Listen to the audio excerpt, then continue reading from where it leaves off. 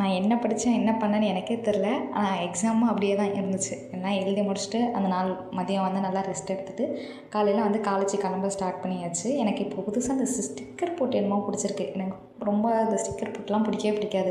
ஆனால் இப்போ அந்த குட்டியாக ஸ்டிக்கர் போட்டு பார்த்தோன்னா அதை வாங்கிட்டு வந்திருந்தேன். அது நல்லா இருந்துச்சு. இப்போ டெய்லி அதை தான் வச்சிட்ருக்கேன்.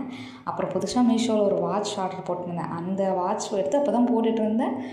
திடீர்னு ஃப்ரெண்டுக்கிட்ட பேசிக்கிட்டு அந்த வாட்சை கீழே போட்டு உடச்சி அதுக்கப்புறம் அது நல்லா தான் இருக்குது. சும்மா ஓட்டினேன் அது ஒட்டிக்கிச்சு. அப்புறம் காலேஜுக்கு போயிருந்தோடனே ஸ்ரீ வந்து லெமன் ஜூஸ்லாம் சப்ஜா சீட்ஸ் போட்டு கொண்டு வந்திருந்தா.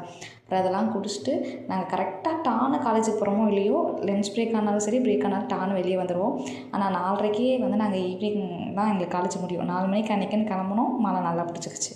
மழையிலேயே அடித்து பிடிச்சி 4:30க்கு மேலே தான் வந்து ஹாஸ்டலுக்கு வந்தோடனே ஒரு ரக்ஷனா வந்து உனக்கு நான் நெயில் ஆர்ட் போட்டு விட்றேன் அப்படின்னா, சரின்னு சொல்லிட்டு பின்ட்ரெஸ்ட்லாம் வந்து நிறைய டிசைன்ஸ்லாம் பார்த்து அப்புறம் எனக்கு பிடிச்ச டிசைன்ஸு அதுக்கேற்ற மாதிரி நம்மக்கிட்ட கலர்லாம் இருக்கான்னு பார்த்து நெயில் ஆர்ட்லாம் போட்டு முடிச்சிட்டோம்.